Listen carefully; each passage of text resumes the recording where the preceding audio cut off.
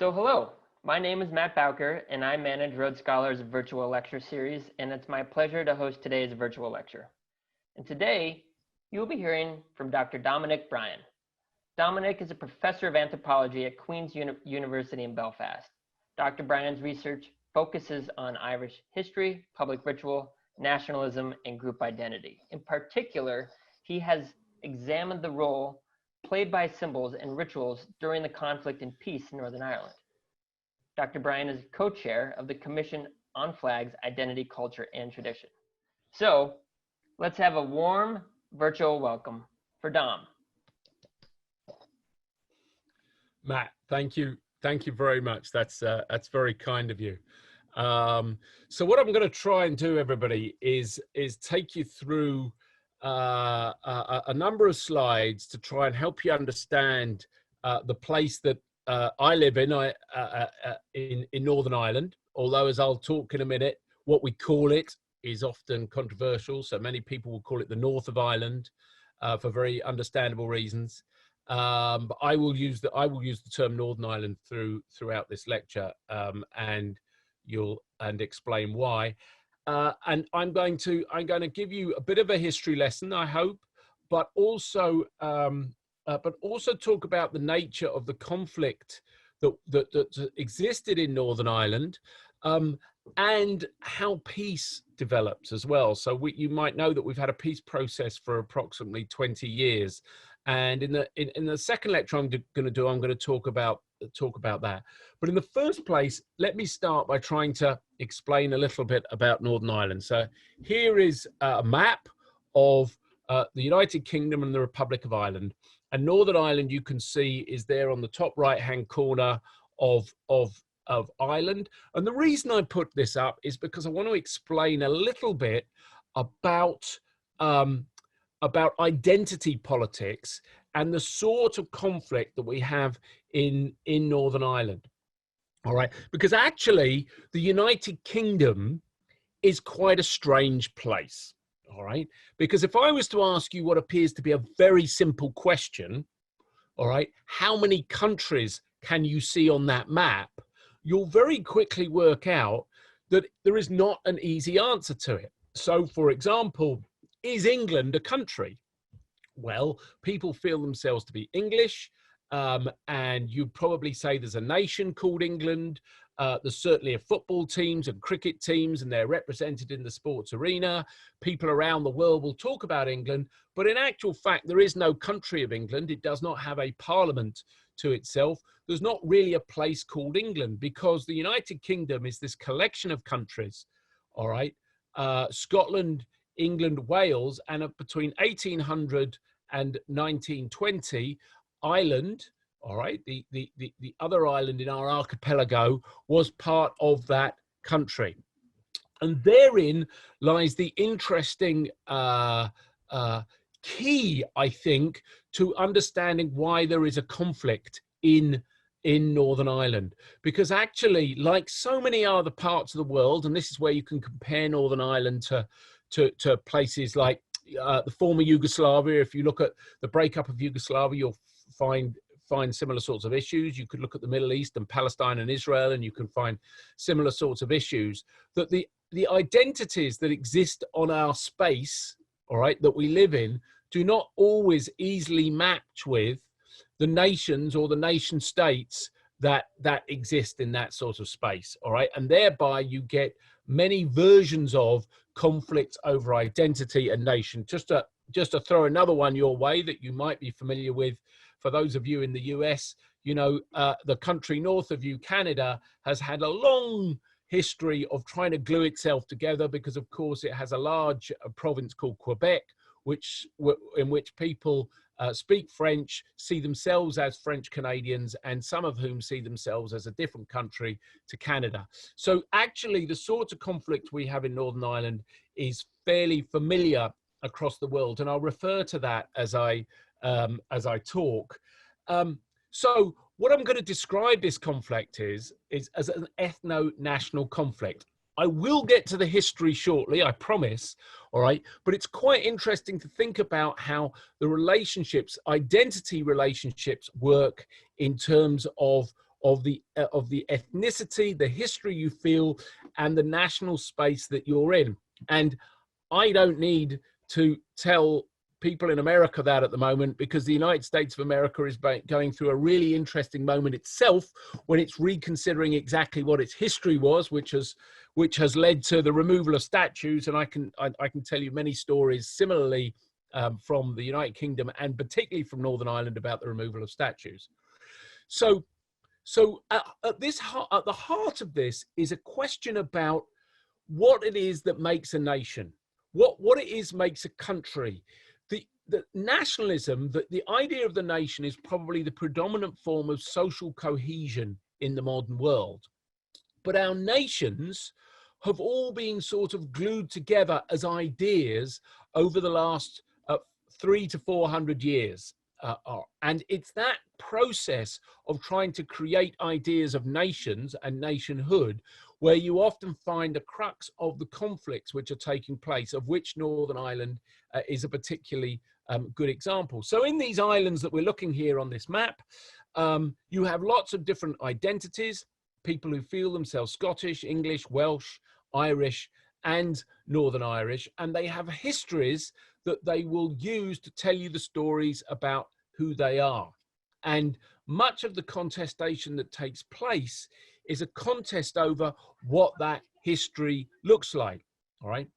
And secondly, you have politics, all right? You have people in different sorts of political groups who are vying to give you their idea of what the nation is. And in Ireland, you have over the last 200 years, you've had two predominant groups, one of which has remained viewing itself as part of the United Kingdom, as British, all right? The other group sees Ireland as having a different national history and a different national heritage, and sees themselves as Irish, all right? And it's the politics of that I'm going to talk about as I go through. But in a sense, you can find these stories all over the world, all right? So you can find this problem all over the world. It's just that the narratives, the histories that they tell you appear to be different. And the other thing I think it's important to say at this point is that if we talk about the cultures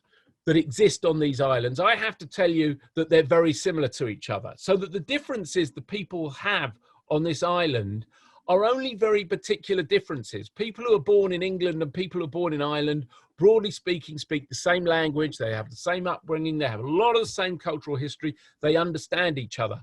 So what you're looking at is not, when you have these differences, is not really differences of culture, it's differences of cultural identity. And I'll explain that a bit as I proceed. So when you look at Northern Ireland, you're looking at an example of what we call ethnic group dynamics. We're looking at two groups up in this corner, up in this right-hand corner of Ireland. And in that, and I'll explain the setting up of it in a minute, but in that you have two groups. One group, the slightly larger group, considers itself British, wants to remain a part of the United Kingdom. The slightly smaller group considers itself Irish and wants to be a part of the Republic of Ireland. The Republic of Ireland came into existence in 1921. In fact, the Republic didn't come into existence before 1947, but more of that later. All right. So what you have is a relationship between identity groups. You have two groups of people, broadly speaking, occupying the same geographical space, who have very different ideas of what their nation is. And as I've already said, you can think of a lot of examples of that around the world. So actually, the type of conflict we have, this is where I probably differ from my historian friends. Matt mentioned I'm an anthropologist. I differ from my historian friends, is that I don't think the conflict as such is rooted in a very, very long history. I think it's a modern style conflict, all right? The type of conflict we have in Northern Ireland is one of state formation in modern contemporary nationalism. So really the roots of it are in the 17th and 18th and 19th century, although the narratives that groups will tell you will go further back than that. And it makes this little corner of the island of Ireland that I live in quite distinctive, because the dynamic between these two groups creates its own form of identity.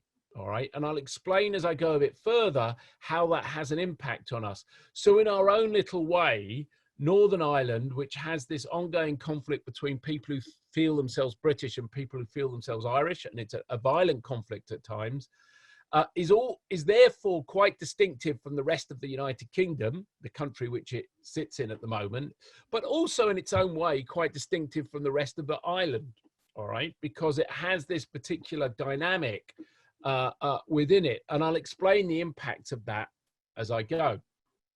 So these two ethnic groups are almost culturally indistinguishable. They share much more in common than separates them. So if you ever visit Belfast or if you ever visit Northern Ireland, don't expect to find it very obvious when you meet someone whether they're a Protestant or a Catholic. They do live in different geographical areas, but broadly speaking, they'll be culturally the same. So the things that separate them, the differences they have, can be quite small. You have to begin to recognize them. All right. The differences they have between them are based on what we call the ethnic boundaries in everyday life. So, for example, if somebody was to meet me during the day, all right, and I was to introduce myself when we're not on lockdown, when I introduce myself as Dominic Bryan, all right, they would be slightly confused because I have an English accent because I moved here 35 years ago. But the minute I use the word Dominic, that would be a bit of a clue to them that I have a Catholic background. I'm not a practicing Catholic, but in fact, I do come from a Catholic background. So throughout your daily life, people who will share shops, who will go into the centre of town, who will be in buses, when they meet each other, they have a way of telling whether you're a Protestant or a Catholic, or whether you come from, if you like, a British background or an Irish background. All right. When you do that, what you do most often is that you avoid talking about certain subjects. Our famous award-winning poet Seamus Heaney had a great line for it. He said, whatever you say nothing. All right. What he meant is that when you meet and you're in what we call mixed company, that means you're in groups that have Protestants and Catholics in at the same time, you avoid talking about the things, all right, which would make your relationship conflictual. Because, and here's the reason I've titled this, most of the time, most of the people here want to live in peace. Okay, so I'll talk about the violence in a minute, but most of the time, people want to live together. They might not love each other's identities, all right, but they will studiously avoid being in conflict. So for a large amount of time in the history of Northern Ireland, and in most social relationships, they are peaceful social relationships, all right? And people have worked out how not to aggravate the other in every day. Now, there's some power relationships, which I'm going to talk about in a minute, but we'll wait till we get that. So in some senses, despite this historical difference where we live, all right, most of the relationships, most of the time are peaceful. And even today, although we have still some significant differences, if you were to visit us here, you would struggle to see what the differences are. You would find people friendly. You would find people getting on. It's only when you're here for a longer length of time that you begin to get a sense of what the differences are and how the conflict works. And I will explain a little bit about that. So let's take before again to the history, and I am going to get there.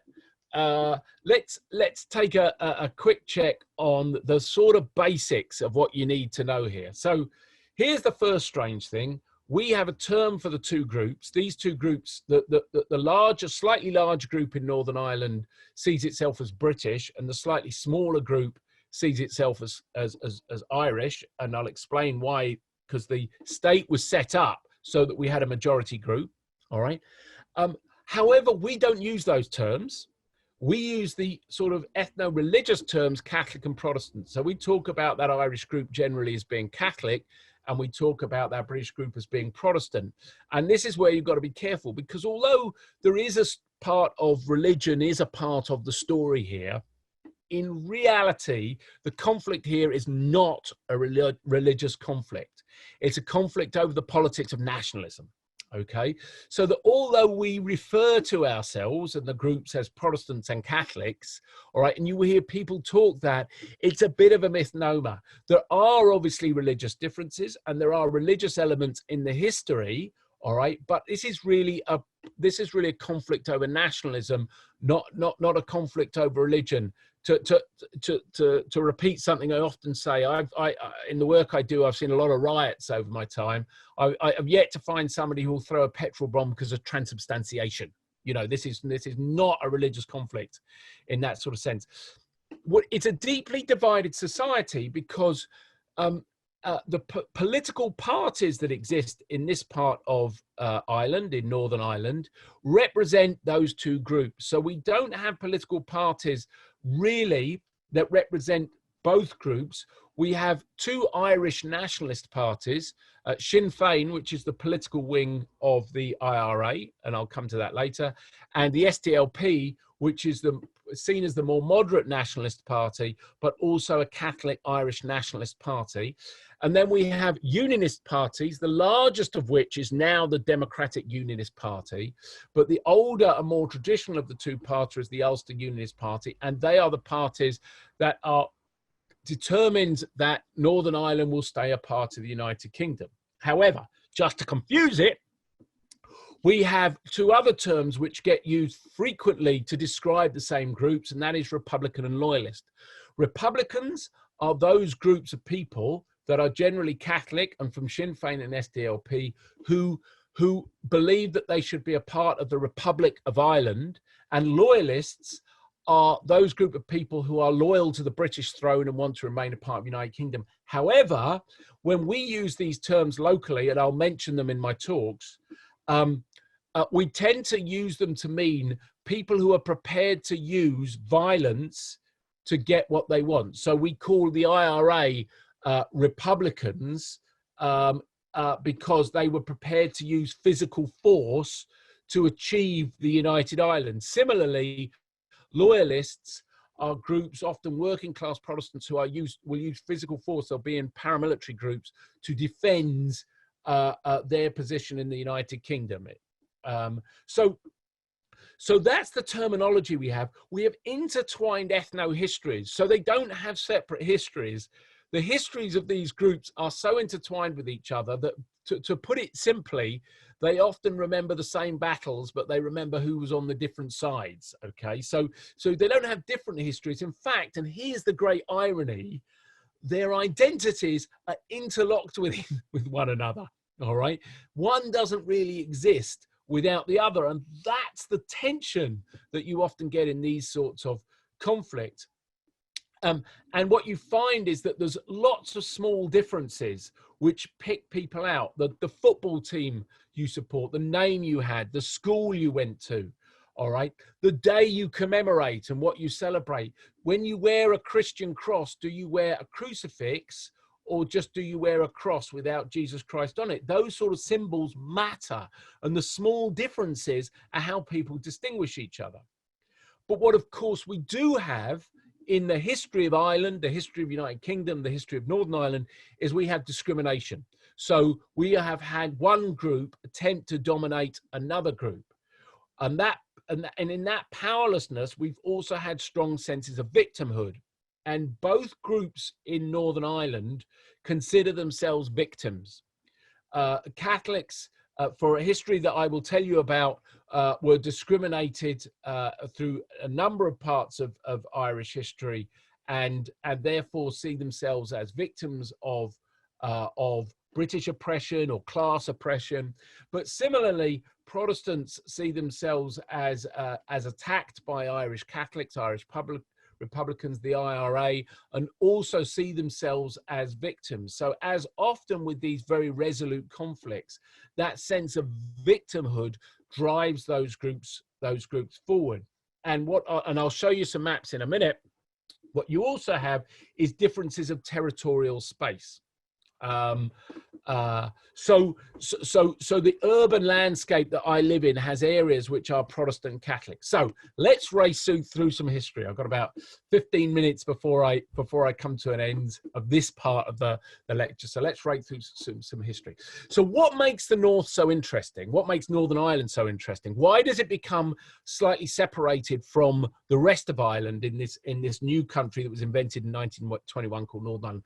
Well, of course, one of the reasons is 2 centuries earlier, there had been settlements in the Elizabethan period where Protestant small landowners had come and settled in the north and removed Catholics. So there was a Presbyterian, a Protestant settling of the north, which left a certain sort of people living here, and poor Catholics have been removed from the land. But that's not really, and they'll tell you that long history, but I think much more distinctive is the history of the 19th century, because Ireland, this part of Ireland, the north of Ireland that I live in, and I can almost look out from this window if it wasn't so grey and see the shipyard there. The north of Ireland was the part of Ireland in the 19th century that got the Industrial Revolution. Belfast became the industrial city of Ireland. All right. It's much more industrialized than Dublin, than Cork, than Galway. And the people running those businesses were Presbyterians. They were the Protestants. And of course, the things that drove that business was the British Empire. All right, the trade links with America, the trade links with Indies, with Africa. They had the linen factories, the tobacco works in Belfast. Belfast was, one of those thriving British industrial cities. So unsurprisingly, that elite that was running those industries and many of the workers drew a connection with the British Empire that poor landless Catholics in the rest of Ireland never got. All right, so there was a good reason for the Protestants in the north to develop a British identity, because they had a sense of connection with the empire that Catholics wouldn't have got. All right, and that produced ongoing conflict in the city of Belfast, which was predominantly Protestant, in the north of Ireland, which was predominantly Protestant, and produced endemic rioting right the way through the 19th century and into the 20th century. And this was a problem the British state could not solve. By 1918, there'd been an election in Ireland, and the vast majority of Irish people had voted for Sinn Féin and had voted for a free Republic of Ireland that was separate from the United Kingdom. The trouble is, this very significant group in the north, all right, had said that they did not want to join. All right, there was firstly a civil war. There was a war of independence in the Republic of Ireland after the First World War, and secondly, there was then a civil war in the Republic of Ireland. And I'm not going to go through the details because I want to get into Northern Ireland, but the solution, the political solution that they came to was that they would split the state into two, with Northern Ireland being the having a majority of Protestants in and a minority of Catholics, whilst the rest of the Republic of Ireland would become independent. It became a republic, as I say, I think in 47 or 48. All right, so that's how we got the border, and it's a very strange setting up of a country, and I haven't got time to get into it, but it's really quite interesting, because most countries, all right, have a romantic past. My kids make me watch Hamilton on Disney Channel the other day, and Hamilton's a good example, that show, of the romantic notion that Americans have of their constitution and where they come from, and the poets and the theatre and everything, and the flags about who you are as Americans. All right, Northern Ireland had none of that, because it was set up as a political agreement to deal with the problem. So the Unionists who were in it, all right, were not Northern Ireland nationalists. There was no such thing. They just felt themselves to be British. So Northern Ireland set itself up in this way. The difficulty is that you had about a third of the population in the north who were Catholic, who felt themselves not to be part of the state, and wanted to be in Republic of Ireland. The Protestants in the north, however, felt deeply insecure, although they were the majority, because they knew a lot of people in the state did not want to be a part of Northern Ireland. So what you got were forms of discrimination, and Catholics were excluded from the jobs market. They were broadly excluded from politics. They had the vote. Northern Ireland was a democracy, all right? And they were therefore, you had tensions in the north, really from the period of 1921. You had bad riots in 21 and 22, right the way through to 1969. And I'll put a very simple thing out there. You might have questions. Really, I think the long-term problem with that solution was that in the north, you've got a state which we might call the Orange State, which was dominated by Protestants. In the south, you've got a state that was dominated by the Catholic Church. And there's a good argument that neither the state in the north nor the state in the south prospered very well with those two problems. So in recent years, we've come to see how the Catholic Ireland had its own problems as well. All right. So it was a pragmatic creation, this state of Northern Ireland. It was dominated by political forms of identity that were British. There's the Parliament up there. Carson, who was one of the early Unionists, standing on a statue outside Stormont. And the relationship between these British and Irish identities created profound problems, particularly because the Catholic community found itself very economically marginalized and very politically marginalized. You can see that you can break the map of Northern Ireland down into orange areas and green areas. So there was always a geographical, and you can see that everything to the east of the loch there tended to be orange, apart from a top right-hand corner, and everything to the west tended to be green. So even though people in the west of Northern Ireland were in a unionist-dominated country, the majority in the west, around places like Derry, Londonderry, were in fact Catholic. All right. So as I come to this end of the lecture, there's a very interesting story to tell. I haven't got enough time, of a sort of status quo that existed in this state of Northern Ireland from 1921 to the 1960s. But then, quite interestingly linked to some of the things that were happening in the United States at the same time, there developed a civil rights movement. So after about 50 years or 40 years, people in Northern Ireland started to demand rights around jobs, around housing, and around votes, and formed themselves into a civil rights movement. To begin with, it was not a nationalist civil rights movement as such. In fact, they used to carry signs which said British rights for British citizens. They were trying to make the point that Catholics did not appear to have the same rights as other people in Britain. And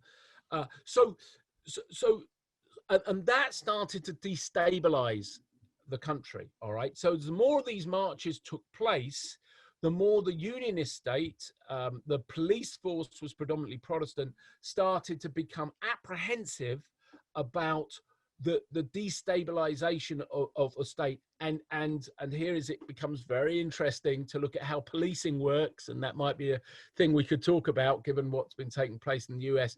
The policing became more violent towards those demonstrators, and we had by 1967, 68 and 69 we had significant levels of street violence, all right? And in Catholic areas, the police were never much loved, but their legitimacy totally broke down. And although small to begin with, the IRA, the Irish Republican Army, started defending those areas. They started attacking police officers.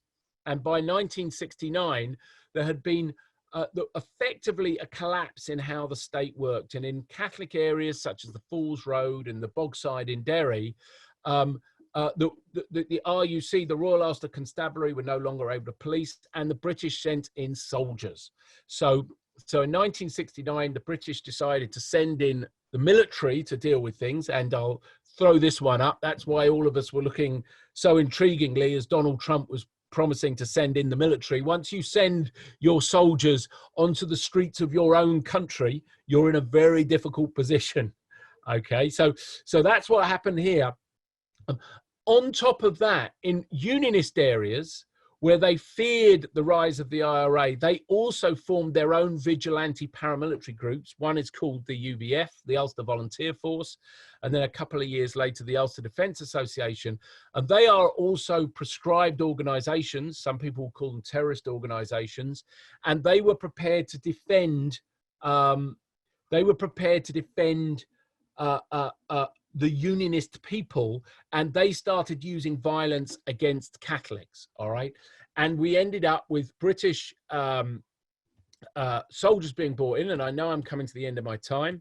So, and we from 1969 onwards, we had high levels of violence on the street of Northern Ireland. All right, we had the British Army on the streets trying to secure places. We had the IRA trying to plant car bombs and kill soldiers.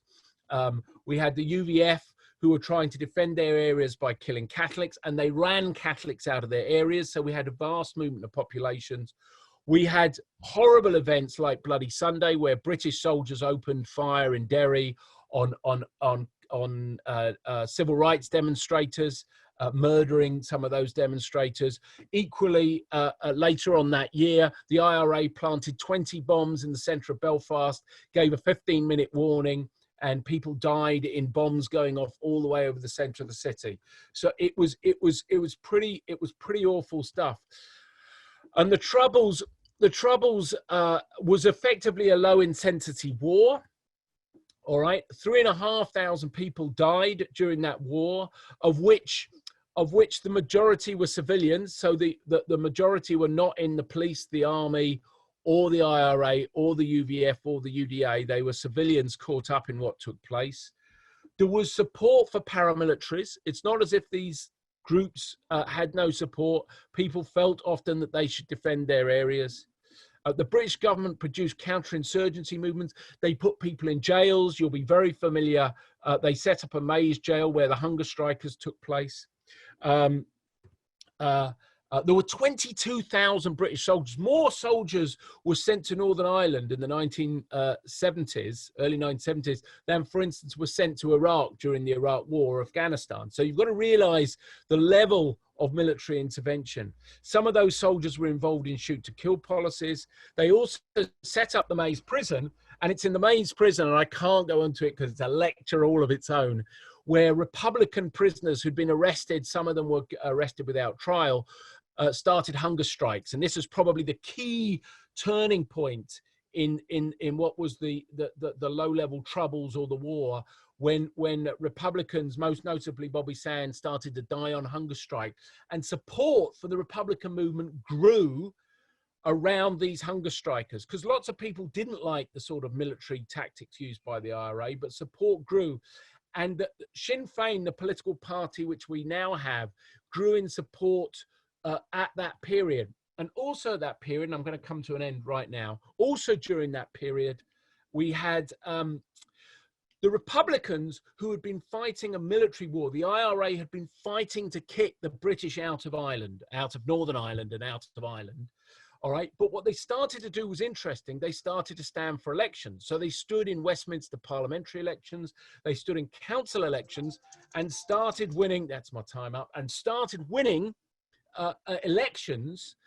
And in that period of the 1980s, you could putting it very simply, but you could actually say for the Republican movement, their electoral strategy became more successful than their military strategy. So for 30 years, we had the British Army, the police and the IRA and the loyalist paramilitaries almost fight themselves to a standstill. But politically, more people voted for the Republican movement, and they shifted their strategy from a military one to a political one. So in the 1990s, and I'm not going to say any more after this because that's the story I want to tell next week. So from the 1990s on, we have politics beginning to win out over violence, and we have a peace process. So just as the violence, we'd shifted into violence in the 1960s and 1970s, we shifted out of it in the 1990s. But what that left us, and this is my last slide and I'm finished, is a very divided city in Belfast. And this map shows you the green areas, which are 90% Catholic, the orange areas, which are 90% Protestant. And if you look at those little grey walls, they are the interfaces, they are the walls, 30-foot walls which separate those areas. And I live about 200 yards from an interface where I live right now. And that's the city that we were left with as the conflict finished in the 1990s. So that's my first. I'm sorry, that's a big run through, but that's my first crack at this topic. Thank you very much. So we have a lot of questions. So our first question, let's go with an easy one. So Brexit, what is gonna happen with Brexit to Northern Ireland? Yeah, Brexit. So Brexit, it's an easy one that could take me an hour to answer. So I'll try and do my best to do it quickly. Brexit creates huge complexities, because one of the reasons the peace process started to work is because both the Republic of Ireland and the United Kingdom were in the European Union. In fact, the economies of the Republic of Ireland and the United Kingdom are so closely linked that in 1972, the two countries had to go into the European Union together. They couldn't go in one by one because the economies are too closely linked.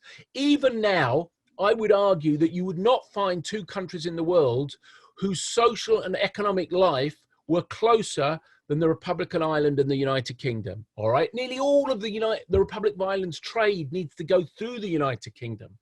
All right, and of course the European Union gave a format through which that could happen, because there were no trade, there were no borders, there were no barriers to any of this.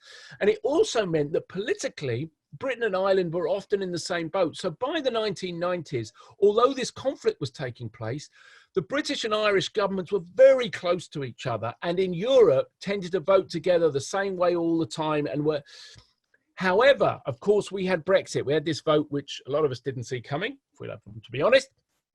All right, and the UK has left Europe. I'll do my best to not give away what my opinion of that is, but that has created enormous problems, not only for Northern Ireland, because we're now stuck between the two and we have a land border with the EU, which is the Republic of Ireland, but also for the Republic of Ireland, whose economics is so closely linked to Britain. So very, very quickly, they came up with a solution which, oddly, although unionists here were often keen on Brexit, is a terrible answer for unionists, because Northern Ireland has stayed within the European common market, within the trade thing. So we're a part of the UK.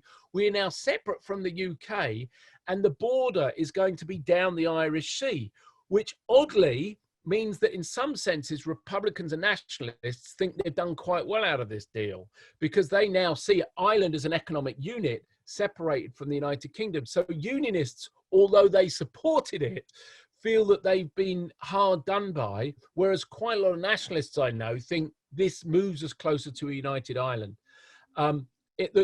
Probably, I don't think there would be any return to violence. I could be wrong. I got Brexit wrong. But because actually the basis upon which violence took place in the 1960s was of large-scale discrimination against Catholics. And the reality is now that Catholics are part of the civil service, they're part of the police force, they're part of the judiciary.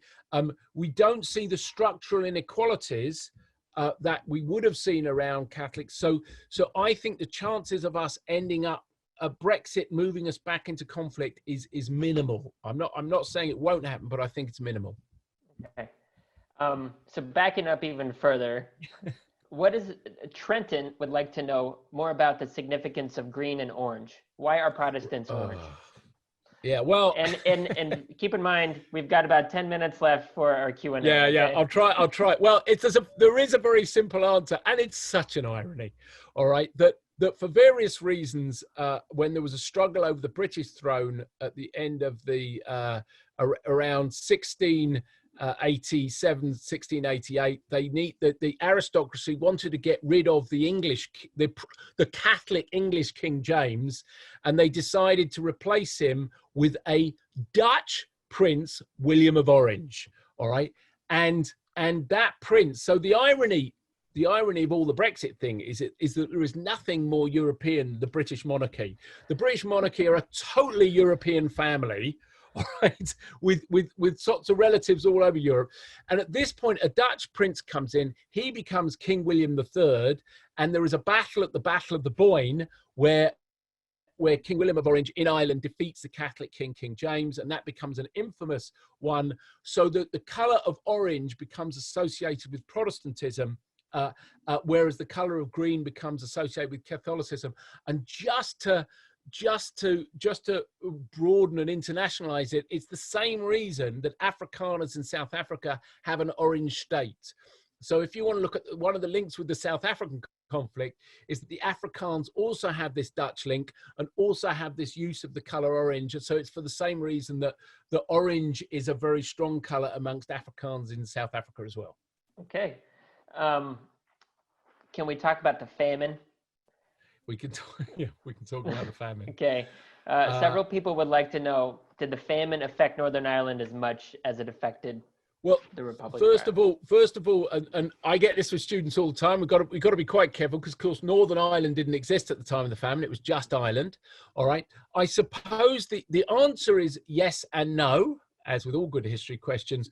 The famine did impact on the north of Ireland, particularly northern counties like Donegal and Derry, Londonderry, because these were rural areas as well. And of course, when you had poverty in the area, but of course, we were the industrialized part of Ireland. So we had jobs.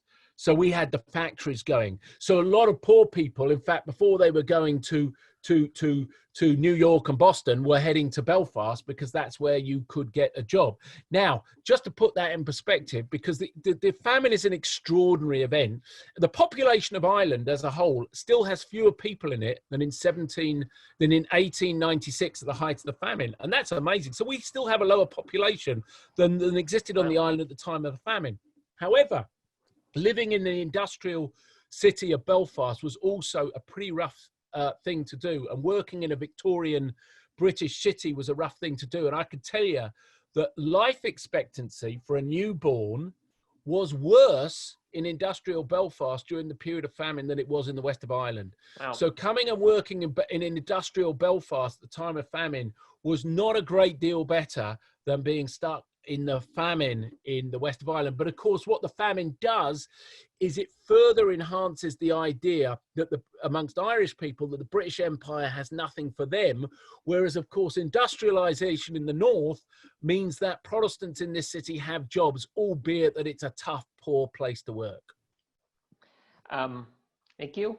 So Jerry has a question. Were the Protestants living in Belfast in the 1800s primarily migrants from mainland England, or were they native born Irish? No, but by that time they had been there for 200 and 300 years. I mean, you know, the settlement of the northern part of Ireland can be dated back to some of the sort of settlements of the early settlements of the United States of America. And of course, what's interesting is many of those Scots-Irish that settled in the north of Ireland were the same families that settled America. And there's an interesting tie-up, all right, between early American cultural identity and cultural identity in the north of Ireland as well. And many of the early immigrants in America, in fact, up until the famine, tended to be Protestants and Scots-Irish, or as we call them, Ulster Scots, rather than Irish Catholics. So no. But there were two different sorts of Protestants. There were the Church of Ireland, the Anglicans, who were the landowners. They were the rural Protestants. Whereas in the north, the smaller landowners were the Presbyterians, and they ran the city of Belfast. So Belfast was a Presbyterian city. And actually, when in the previous century, Catholics were stopped from celebrating their faith, so were Presbyterians. So actually, the previous century, Presbyterians as well as Catholics had also been discriminated against. And you might know that the United Irishmen, the first rising of the Irish Republican movement, there were Presbyterians in the north as part of it, as well as Catholics. So if you've got time for a few more questions, we have a question from Nancy. We actually have a few questions. Could you explain or expound on the walls that exist, and also what side of the wall do you live on, or does it even matter anymore? Well, actually, I don't live on a wall. I do live on an interface. Let me explain it a little bit. It does matter. It does matter, but probably not as much as it did. Thankfully, Belfast is a nice city. I love living in Belfast, so that's probably first to say. Even though I'm a blow-in, as they say here, because I arrived from outside, but I love living in the city. So the walls came about because the nature of the conflict in 1969, 1970 was so vicious, with people being burnt out of their houses, sectarian attacks on Protestants and Catholics, that people moved into areas that they felt were safe. And then those areas where those butted up against each other, and I'll make sure that next week I haven't got pictures of the walls, but I'll get some pictures of the walls to show you. To begin with, soldiers marshaled that territorial area, but very quickly it became obvious that it was easier to build a wall. And people firstly put up low walls and then high walls, and now the walls are 30 feet high.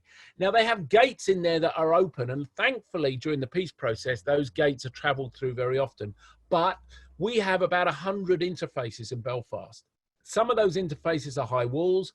I live near one, and if I walked out of my front door and turned right, I would be able to cross the road, and I would be crossing from a Catholic area into a Protestant area as I cross the road, and people know that. Now, that said, I've lived here for 15 or 16 years, and it's become way more peaceful. And this is a real victory, and I'm very happy about this.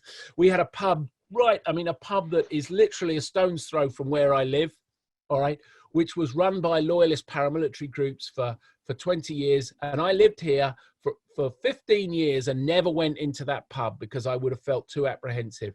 And about 8 months ago, it was bought up by another owner. It was done up. They sent leaflets around to everybody in the area to say, you are all now welcome in this pub.